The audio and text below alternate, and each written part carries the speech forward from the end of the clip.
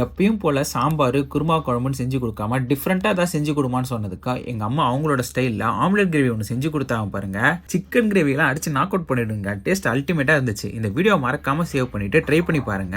முதல்ல பவுல்ல வெட்டி வச்ச வெங்காயத்தை போட்டு 6 முட்டையை உடைச்சு ஊத்தி உப்பு சேர்த்து நல்லா கிண்டி விட்டு எடுத்துக்கோங்க. இப்போ அதை ஒரு பேன்ல பீரைட் எண்ணெய் விட்டு பீட் பண்ண முட்டையை ஊத்தி ஃப்ளஃபியான ஆம்லெட்டா போட்டு குட்டி குட்டி கியூப்ஸா கட் பண்ணி எடுத்துக்கோங்க. பீரைட் எண்ணெய் விட்டு கொஞ்சமா சோம்பு, வெங்காயம், இஞ்சி பூண்டு பேஸ்ட் சேர்த்து அரைச்சு வச்ச தக்காளியை ஊத்தி 50 வருஷம் பாரம்பரியம் மிக்க அன்னபூர்ணாவோட மிளகாத்தூள், மஞ்சத்தூள், மல்லித்தூள், கரம் மசாலா அண்ட் உப்பு சேர்த்து நல்லா சாந்தா இறுகி வந்ததும் கொஞ்சமா தண்ணி விட்டு கொதிச்சதும் வெட்டி வச்ச ஆம்லெட்டை போட்டு கொத்தமல்லி தூவி இறக்கினா அம்மா ஸ்டைல் ஆம்லெட் கிரேவி ரெடிங்க. வீட்டுல அன்னபூர்ணா மசாலா வச்சு எது செஞ்சாலும் சரி நம்ம ஊர் ருசி கண்டிப்பா வரும். எல்லா வகை சமையலுக்கும் ஏத்த மாதிரி விதவிதமான மசாலா இவங்க கிட்ட இருக்கு. அன்னபூர்ணா மசாலால செஞ்சதை சாப்பிட்டா எங்க பாட்டி அம்மா சமைச்ச அதே ருசி இன்னும் வரும். சாம்பார், ரசம், பொரியல்னு எது சமைச்சாலும் நம்ம அன்னபூர்ணா மசாலா தான்.